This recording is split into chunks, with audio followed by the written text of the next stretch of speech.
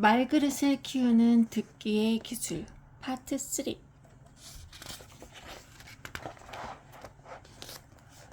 조개를 해감하는 방법을 알고 있는가? 조개를 소금물에 담가서 빛이 들지 않도록 그늘에 두거나 검은 봉지에 씌워 놓으면 조개는 본래 살던 곳처럼 편안하게 느끼기 때문에 스스로 모래와 찌꺼기를 내뱉는다. 인간관계도 마찬가지다. 상대방의 마음을 얻고 싶을 때 혹은 아끼는 마음으로 돕고 싶을 때 우리가 할 수 있는 일은 믿음을 주고 기다리는 것뿐이다. 하지만 우리는 종종 그것을 잃어버린다. 필요 이상의 일들을 하고 경계를 침범한다. 상대방의 행동이 얼마나 잘못되어 있는지 꼬집어 알려주고 앞으로 어떻게 해야 할지 치밀하게 조언하고 그것도 안 되면 직접 문제를 해결한다. 그것이 조개의 입을 더 꾹 다물게 만드는 것도 모르고 말이다. 사실 대부분의 것들은 자연스러운 상태가 가장 잘 어울린다. 봄날의 꽃도 그렇다. 꽃이 활짝 필 때까지 우리가 할 수 있는 것은 기다림 뿐이다. 물론 꽃이 늦게 피면 걱정하고 만개했을 때 마음껏 기뻐할 수 있다. 하지만 언제 열릴지 결정하는 것은 오직 꽃봉오리뿐이다. 말그릇이 큰 사람들은 이 기다림의 중요성을 잘 알고 있다. 그리고 그것을 대화 속에서 실천한다. 바로 경청하는 것이다. 듣는 실력이 있다면 말을 많이 하지 않고도 관계의 거리를 좁히고 갈등을 줄일 수 있다. 태양빛을 내리쬐거나 소나기를 퍼붓지 않아도 스스로의 마음의 갑옷을 벗고 대화에 참여하도록 이끄는 게 바로 경청이다. 왜 알면서 듣지 못할까? 경청의 중요성을 모르는 사람은 없다. 책에서나 워크숍에서 들어본 풍월이 있기 때문에 경청이라는 말을 꺼내며 또야? 하며 약간의 피로감을 드러낼 정도다. 하지만 제대로 경청하기를 실천하고 있는 사람은 드물다. 경청이 중요하다는 것을 알아요. 그런데 쓸데없는 이야기를 계속하는데도 그냥 듣고 있어야 하나요? 아무리 참고 들으려고 해도 말도 안 되는 소리를 할 때면 더 이상 못 참고 말을 끊어버리게 돼요. 시간만 충분하면 들어주는 것이 뭐가 문제겠어요. 그렇지만 우리는 결론을 내려야 하잖아요. 계속 들어주기만 할 수는 없어요. 그러다 보니 제가 자꾸 말을 하게 되지요. 저는 팀원들에게 하고 싶은 이야기를 하라고 해요. 특히 회의 시간에 눈치 보지 말고 의견을 달라고 하지요. 그래도 말을 안 해요. 그래 놓고는 저만 말이 많다는 둥, 자신들의 의견은 반영되지 않는다는 둥 뒷말을 하는 것 같은데 스스로 말을 안 하는데 뭐 어쩔 수 있어요? 이유는 다양하다. 쓸데없는 이야기라서, 시간이 없어서, 상대방이 말을 안 해서, 혹은 무슨 말인지 조금만 들어도 알 것 같아서, 성질이 급해서 등등. 하지만 쓸데없어 보이는 말에도 의미가 있고 시간이 없을수록 제대로 듣는 기술이 필요하며 말을 안 하는 이유는 당신 때문이라는 것은 잘 모르는 것 같다.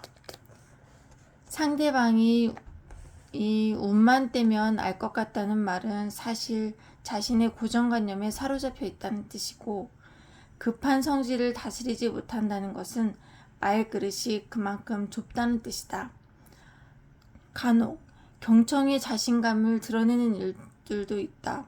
그래서 어떤 식으로 이야기를 들으세요? 라고 물으면 그 사람의 이야기를 듣고 진심을 다해 조언해 주었습니다. 라고 말한다. 조언과 경청은 같은 말이 아니다. 그 둘 역할이 사뭇 다르다. 여전히 우리는 누군가의 이야기를 온전히 귀 기울이는 것을 힘들어한다. 우리가 듣는 것을 어려워하는 이유는 무엇일까? 아마도 다음 3가지 이유 때문일 것이다. 첫째, 말하기에 대한 환상을 가지고 있거나, 둘째, 듣기에 대한 오해 때문이거나, 셋째, 듣기 실력이 부족하거나. 말하기는 인기가 좋다. 화술이나 대화의 기술을 가르치는 학원도 수두룩하다. 이것은 말 잘하는 사람이 주목하고 능력 있어 보이며 힘을 가진다는 잘못된 인식에서 비롯된 현상이다. 듣기는 오해하는 경우도 있다. 듣기라는 것은 배우지 않아도 자연스럽게 얻어지는 능력이라고 생각하거나 무작정 듣고만 있으면 되는 것이 아니냐고 생각하는 사람들이 많은데, 잘 듣는다는 것은 귀로만 듣는 것을 의미하지 않는다. 말하고 싶은 욕구를 다스리는 동시에 상대방의 말 속에 숨어있는 여러 가지 의미를 파악하고 그 안에 담긴 마음까지도 파악해내는 것을 뜻한다. 특히 사람의 마음을 얻기 위한 듣기라면 더욱 그렇다. 사람마다 마음을 여는 암호가 달라서 그 문을 열려면 정밀한 세공이 필요하다. 이 사람은 내 마음을 이해해 주는구나 하고 감정을 일으키게 하려면 자유롭게 대화하면서도 본론에서 벗어나지 않게 돕고 공감을 드러내는 기술과 오랜 연습이 필요하다. 말하기를 동경하는 당신에게. 많이 말한다고 듣지 않는다. 직장에서 소통의 수준을 가장 정확하게 가늠할 수 있는 곳은 바로 회의실이다. 가장 민감한 사안이 오가고 약속된 시간이 정해져 있기 때문에 말하기와 듣기의 평소 실력이 그대로 드러난다. 회의를 진행하는 모습을 보면 누가 윗사람인지 금방 짐작할 수 있다. 자리 잡은 위치, 앉아있는 자세를 보아도 알 수 있고, 가장 분명한 것은 누가 가장 많이 말하는가를 보면 된다. 직업 특성상 고객이 회의 시간에 가끔 동참할 때가 있는데, 그럴 때마다 상사들이 자주 사용하는 단골 멘트를 발견하게 된다. 모두 이야기를 안 하니까 할 수 없이 내가 기다리지 못하고 말한다. 이런 말은 안 하려고 했는데 아무도 그 말을 믿지 않는다. 내게 그 생각이 있는데 한참을 말하고 어때? 한 가지만 더 그래 놓고 엄청 말한다. 마지막으로 물론 다들 이 말 아무도 믿지 않는다. 윗사람은 마음이 바쁘다. 빨리 말하고 많이 말해야 하는 사람처럼 행동한다. 회의 시간은 정해져 있고 당부하고 싶은 말들은 많다. 그러니 마음의 여유가 없고 상대가 주워 담을 겨를도 없이 말을 쏟아낸다. 이때 재미있는 것은 이야기를 듣고 있는 사람들의 반응입니다. 어떤 사람은 고개를 끄덕이며 열심히 메모를 하고 어떤 이는 낙서를 하거나 슬쩍슬쩍 핸드폰에 손을 대기도 한다. 질문하는 사람도 없고 반대 의견도 없다. 네, 알겠습니다. 그렇게 생각합니다. 좋습니다. 어떠냐고 물어보면 좋다고 하고, 일거리가 떨어지면 알겠다고 하고, 진심으로 동의하고 있는지 아니면 어차피 결정된 거 말해봤자 소용없다고 생각하는 건지 누구도 속마음을 얘기하지 않는다.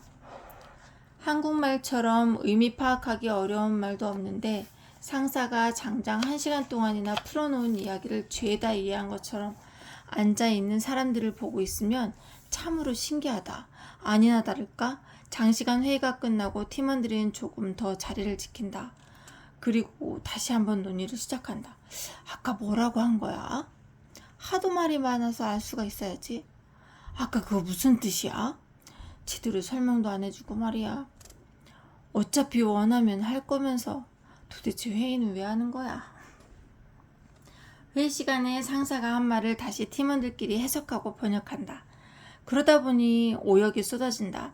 같은 말이라도 그 말을 한 사람의 의도와 뉘앙스가 전부 다른 법인데 말한 사람 따로 있고 분석하는 사람 따로 있으니 당연히 소통이 힘들어질 수밖에 없다.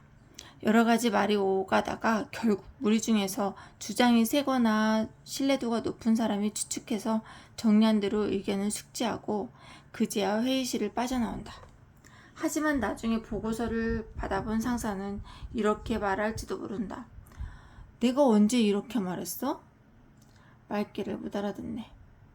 내 말 똑바로 안 들었지? 일하기 싫은 거지. 다시 말해줄 테니 똑바로 들어. 제대로 가르쳐야겠다. 상사는 이제 더 많은 말을 하게 될 것이다. 하지만 중요한 것은 많이 말한다고 상대방이 듣는 것은 아니다. 오히려 그 많은 내용 중에서 중요한 것과 중요하지 않는 것을 구분해내기 힘들어서 점차 귀를 닫게 된다. 진짜 듣는 것이 아니라 듣는 역할에만 익숙해진다. 어차피 말은 상사만 하는 것이 아니라고 생각하면 더 이상 의견을 낼 이유도 사라진다. 이런 문제는 회사에서만 찾아볼 수 있는 게 아니다. 말하기 좋아하는 상사는 가정에서는 누군가의 부모일 테고 누군가의 배우자일 것이다. 그리고 형제나 자매, 친구라는 여러 역할을 맡고 있을 테니 가정에서도 친구 사이에서도 이런 문제는 종종 일어나기 마련이다. 듣는 게 먼저다. 예전에 기업의 지점장들을 대상으로 코칭을 한 적이 있었다. 그중 직원들을 대상으로 한 인터뷰에서 독단적, 자기 위주, 지나치게 말한다는 의견이 나왔던 A 지점장이 특히 아침 조회를 길게 해서 직원들의 불만을 사고 있었다. 고객 응대를 준비하는 입장에서 아침 15분은 엄청나게 중요하다. 그런데 매일 아침마다 조회를 하면 그만큼 일찍 출근해야 하고 어쩔 수 없이 조급해지기 마련이다. 그는 조회 시간에 고객 불만사항, 그것에 대한 대처 방안, 새롭게 바뀐 정책, 오늘의 업무 지침과 유의사항까지 알뜰하게 말을 채워 넣었다. 그러고는 이렇게 물었다. 다들 알겠습니까? 미동도 없던 직원들은 마지막 말꼬리만 기다렸다는 듯 네 하고 대답했고 바쁜 걸음으로 제자리에 돌아갔다. 자리에 남겨진 나는 생각했다. 무엇을 알았다는 걸까? 저 많은 말들은 다 어디로 소화된 걸까? 나는 조회 업무가 끝난 후 연차가 가장 오래된 상사, 중간관리자, 신입사원 이렇게 3명의 직원을 선택해서 물어보았다. 오늘 지점장의 이야기 중 가장 중요하다고 생각하는 것은 3가지를 우선순위대로 말씀해 주시겠어요? 그렇게 직원들의 대답을 받아 적은 다음 나는 다시 A 지점장의 방으로 들어갔다. 그리고 똑같이 물었다. 지점장님, 오늘 아침 조회 시간에 말씀하셨던 내용 중 가장 중요한 사항 3가지만 순서대로 적어보시겠어요? 그런 다음 앞서 놓았던 직원들의 대답을 화이트보드에 옮겨 적었다. 지점장님 어떠세요? 무엇이 느껴지시나요? 앙 담은 입술로 불편함을 드러낸 지점장은 다소 민망한 표정을 보였다. 그리고 말했다. 열심히 한다고 했는데 저와 생각이 다르네요. 직원들에게 다시 전달되지 못한 것 같습니다. 그럼 앞으로 어떻게 다르게 하고 싶으세요? 더 핵심을 강조해서 말해야 할까요? 지점장의 말은 성과가 없어 보였지만 여전히 말하기의 본능에서 벗어나지 못하고 있었다. 말로 채워지지 않으면 불안한 이 마음을 무엇으로 대체해야 할지 모르는 듯했다. 우리는 장시간의 대화를 통해 몇 가지를 약속했다. 1. 말을 줄일 것. 2. 전달하고 싶은 내용을 3가지로 한정하여 한두 장으로 정리해서 말할 것. 3. 그런 후 직원들에게 이해했는지 묻고 의견을 물을 것. 4. 그래도 시간이 남으면 직원들의 애로사항을 들을 것. 5. 그럼에도 시간이 남으면 일찍 끝낼 것. 대화를 할 때는 말하기와 듣기의 조화가 필요하다. 상황에 따라 다르겠지만 보통 말하기와 듣기의 비중은 5대5가 되도록 신경을 써야 한다. 설명이나 공유 차원의 대화라면 그 비율이 7대3이 될 것이고 위로와 격려의 대화라면 2대8이 되면 좋다. 대화에서 구화를 듣기만 한다면 관계에서 밀려난 느낌이 들고 이 시간을 버티자 하는 마음이 생기게 된다. 그리고 이런 경험이 몇 번 반복되면 말을 하라고 해도 더 이상 말하기가 싫어진다. 보통 나이가 많은 사람들은 상대적으로 경험이 적은 사람들과의 대화에서 말을 독점하고 있는 경향이 있다. 아는 것이 더 많기 때문일 수도 있고 상대를 위하는 마음의 말을 멈출 수 없기 때문이기도 하다. 그러나 아무리 선한 의도라고 해도 사람의 말은 생각보다 흡수율이 나쁘다. 한 귀로 흘러가 그대로 다른 쪽 귀로 나오기도 하고 튕기기도 하며 거부 반응을 일으킬 수도 있다. 그래서 말은 상대가 원하는 방식으로 소화할 수 있을 만큼만 전달해야 한다. 부모님과 친구들이 아무리 조언과 충고, 걱정 어린 말을 전한다고 해도 그 중에서 살아남은 말은 우리가 기다렸던 말 혹은 직접 선택해서 동의한 말뿐이다. 우리는 자발적으로 듣고 싶은 마음이 들 때에 필요한 내용만 최소한으로 받아들이게 된다. 그리고 그런 마음은 너도 말하고 나도 말하는 팽팽한 균형감이 유지되어야 일어난다. 그럼에도 불구하고 지금 이 순간에도 누군가를 향한 말을 멈추지 못한다면 그것은 대화가 아니라 말하지 않으면 불안한 스스로를 위로하는 행동일 뿐이다. 안전해야 말을 한다. 그래, 무슨 말인지 알겠네. 그럼 충분히 이해해. 우리는 누군가의 말을 들으면서 안다는 말을 쉽게 한다. 그러나 정말 알고 있는 것일까? 말은 쉽게 오고 가지만 진짜 숨김없는 말을 듣기란 쉽지 않다. 과연 오늘 술자리에서 친구가 한 말, 맥주잔을 부딪힐 때 건넸던 말들은 진짜일까?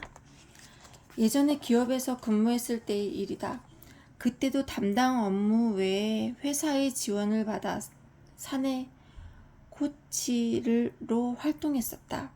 신청하는 사람에 한해 매주 한 번씩 총 10번을 주기적으로 만나서 현재의 고민이나 목표에 대한 얘기를 나눴다. 한 번은 같은 층 사무실을 쓰던 운영팀 부장님을 코칭을 요청했다. 우리는 1년의 준비 과정을 끝내고 첫 번째 만남을 가졌다. 첫 번째 만남에서는 보통 코칭을 요청하는 이유, 코칭을 통해 무엇을 해결하고 싶은지 등 코칭 목표를 구체화한다. 그녀는 이렇게 말했다. 아시겠지만 운영팀은 열심히 해도 티가 안 나요. 다른 팀을 지원하는 업무가 많다 보니 성과를 정리할 때도 사소한 일들만 나열하게 되지요. 그래서인지 저희 팀이 노력에 비해 인정을 덜 받는 게 아닌가 싶어요. 내년에 우수팀 시상도 있잖아요. 보상도 있다는데 이번에는 팀장님이 잘 도와서 운영팀도 상을 한번 받아보고 싶어요. 회사에서 인정하는 팀을 만들고 싶은 것이 제 목표랍니다. 얼마나 바람직한 목표인가. 팀의 성과를 높이는데 이렇게까지 노력했겠다는.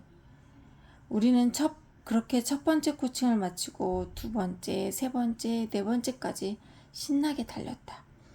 현재까지 운영팀이 어떤 방식으로 일해왔는지, 지금껏 발견한 한계가 가능성은 무엇인지, 앞으로 부팀장으로서 해야 할 일들은 무엇인지에 대해 열정적으로 토론했다.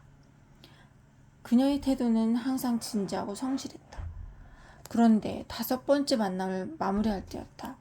그녀의 태도가 조금 달라졌다. 자, 오늘 코칭도 이렇게 마무리하려고 하는데 마지막으로 하고 싶은 이야기니까 있으세요? 여느 날처럼 마지막 질문을 던졌는데 그녀는 왜인지 대답 대신 시선을 아래로 떨구었다. 어떤 말을 하고 싶은데 조심스러운 눈치였다. 나는 기다렸다. 그러자 그녀가 마침내 입을 열었다. 제가 사실 이런 이야기까지 안 하려고 했는데 무슨 일이지? 코칭에 도움이 안 됐나? 혼자 이런저런 물음표를 이어갔을 즈음 그녀가 다시 입을 열었다.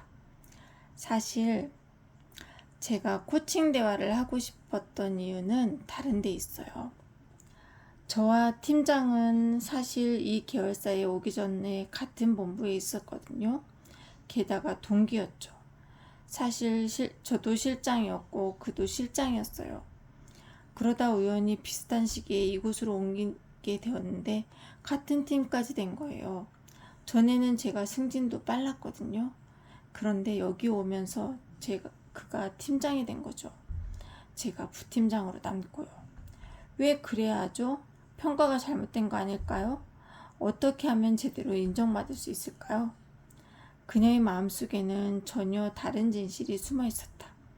팀장을 도와 성과를 만들어보고 싶다는 목표는 진심이 아니었다. 실은 보란듯이 실력을 인정받아 자신도 팀장이 되고 싶었던 것이다. 솔직하게 말해줘서 고마워요. 이런 말까지 꺼내기 어려웠을 텐데 왜 마음을 바꾸게 되었는지 말해줄 수 있을까요? 그러자 그녀는 안전하다는 느낌이 들었기 때문이라고 대답했다. 대화 중 함부로 말을 가르치지 않고 다른 의견이 있더라도 성급하게 조언하지 않았던 것이 차곡차곡 쌓여 나에 대한 믿음이 생겼다고. 솔직하게 말해도 될까? 비밀을 지켜준다고 하지만 이 사람도 팀장이지 않는가? 팀장끼리는 만날 일도 많을 텐데 어떤 식으로든지 전해지지 않을까? 수많은 의심과 불안이 잦아들고 나서야 그녀는 숨겨진 진심을 내게 꺼내 보였다. 만약 그녀를 돕고 싶은 마음에 내 말만 바쁘게 했다면, 나만 신나서 대화를 이끌고 갔다면 우리는 끝날 때까지 가짜 목표를 가지고 씨름했을 것이다. 의미 없는 과제를 하느라 시간과 에너지를 낭비했을 것이다. 사람들은 안전한 사람에게만 속마음을 열어 보인다. 어떤 이야기를 해도 아는 척하며 평가하지 않을 사람. 어떤 이야기를 꺼내도 성급히 결론 짓지 않을 사람에게만 이야기를 나눠준다. 많은 사람들이 대화 중에 눈치를 보느라 진실을 은폐한다. 특히 아이들이 그렇다. 부부 사이에도 정작 풀어내야 할 속내는 꺼내지 않고 세금이나 경조사 이야기만 늘어놓는다. 친구들 사이에서도 서로 듣기 좋은 말만 주고받는다. 네, 좋은 생각이에요. 별로라고 해도 어차피 할 거잖아요. 어쩜 그렇게 완벽하세요. 그래야 좋아하잖아요. 네, 저는 괜찮아요. 안 괜찮다고 하면 또 잔소리할 거잖아요. 정말 좋을까? 진짜 괜찮은 걸까? 상대방의 말을 자꾸 가로채면 그들은 듣기 좋은 말, 오가기 좋은 말, 그럭저럭 때울 수 있는 말들로 시간을 채운다. 결국 들어야 하는 말은 듣지 못하게 된다. 그래서 윗사람일수록 바닥에 가라앉은 이야기는 눈치채지 못하는 것이다. 나는 모르고 상대방만 알고 있는 진짜가 있다. 그런 말을 듣고 싶다면 자신의 말을 줄이고 상대방의 말을 들어야 한다. 내게도 고민이 있을 때마다 전화를 걸어오는 후배들이 있다. 듣다 보면 선배 입장에서 해주고 싶은 말이 많아진다. 실수하는 것, 길을 돌아가는 것 등이 안타까워서 자꾸만 입을 열게 된다. 그럴 때마다 후배들은 좋은 말씀 감사합니다. 앞으로 그렇게 해볼게요. 라고 말하지만 시간이 지나면 알게 된다. 결국 또 내 말만 하고 말았다는 것을. 후배들은 자신의 말을 들어줄 사람을 찾았던 것이지 내 말을 듣고 싶어서 전화를 했던 것은 아닐 것이다. 그저 어떤 말을 해도 말그릇이 출렁이지 않을 사람, 안전한 선배가 필요했던 것이다. 나를 알아주는 사람에게 마음을 연다. 5살 된 아이가 장난감 정리를 하지 않았다고 엄마에게 된통 혼이 났다. 그래놓고 엄마에게 소리친다. 엄마 미워, 저리 가, 싫어. 그 말을 들은 엄마도 속상하기는 마찬가지다. 하지만 그 순간을 잘 참고 아이의 마음을 헤아려 본다. 해야 할 일의 한계는 정해주되 엄마한테 혼나서 속상했구나 라고 말하며 다독여 본다. 그러고 나면 어느새 아이는 싫다고 하면서도 엄마 품에 안겨온다. 엄마가 아이의 숨겨진 말을 듣고 인정해 주었기 때문이다. 내 숨겨진 마음을 알아주었으면 하는 욕구는 어른들에게도 있다. 종종 본심과 다른 말을 하면서도 누구 한 명쯤은 말하지 않아도 내 진심을 알아주었으면 하는 기대를 가진다. 너만큼은 나를 알아주어야지 하는 욕심을 부린다. 연인 사이에 본심과 달리 불쑥 내뱉게 되는 말을 아마 헤어져일 것이다. 구구절절 이유를 설명하는 게 자존심 상해서 지난 일 때문에 아직도 화가 나 있는 것을 들키기 싫어서 등등 여러 가지 이유 때문에 괜히 극단적으로 말을 돌려 한다. 하지만 그 말 속에는 내가 이렇게 말해도 너는 내 마음을 알아줄 거지? 어서 내 마음을 읽어줘 하는 바람들이 들어있다. 실상은 나를 알아달라는 외침이다. 이럴 때 듣는 힘이 없는 파트너들은 이런 반응을 보인다. 뭐 진심이야? 너 헤어진다는 말을 그렇게 쉽게 하냐? 왜 그래? 내가 뭐 잘못했어? 말해봐. 말을 안 하는데 내가 어떻게 알아? 상대방의 배려 없는 말을 발끈하거나 이유가 무엇이냐고 취조하듯이 묻는다. 왜 그런 말을 했는지 알아보려고 노력 대신 자기 말만 한다. 하지만 그런 태도를 보이면 상대방은 점점 더 자기 마음을 숨긴다. 그러다가 바로 너의 이런 태도 때문이야 라며 마음에도 없는 말을 더 하고 그렇게 옥신각신 말이 오가다 보면 정말 관계가 멀어지는 경우가 생긴다. 그러나 듣는 힘이 있는 사람들은 일단 이렇게 반응한다. 내게 서운했구나. 무슨 일인지 말해줄래? 더 신경을 써줬어야 했는데 미안해. 이렇게 말하면 본심과는 다른 말로 마음을 숨기고 있는 상대방도 결국 진심을 내보이게 된다. 야, 내가 이놈의 회사 때려치고 만다. 일하는 사람 따로 있고 생색내는 사람 따로 있냐? 아니, 일한 만큼 대가가 있어야 할 거 아냐? 죽자고 일만 시키고 모른 척한다고. 소주 한 잔 걸치면서 당장 회사를 그만둘 거라 소리치는 사람들 중 다음날 바로 사표를 내던질 사람은 몇이나 될까? 강한 척하는 모습 뒤에 숨겨진 여린 본심은 이것이다. 인정받고 싶다. 실력을 제대로 보상받고 싶다. 그것을 상사가 알아주길 지금 테이블 건너 앉은 친구만은 보듬어 주길 바라는 것이다. 이때 듣는 힘이 있는 친구라면 이렇게 말해줄 것이다. 속상했겠네. 실력을 제대로 인정받을 수 있는 기회였는데 내 실력을 증명했는데 그것을 몰라주니 화가 날 만하대. 그러나 듣는 힘이 없는 친구라면 이렇게 말할 것이다. 회사가 다 그런 거 아니겠냐? 내가 참아라. 별 수 있나?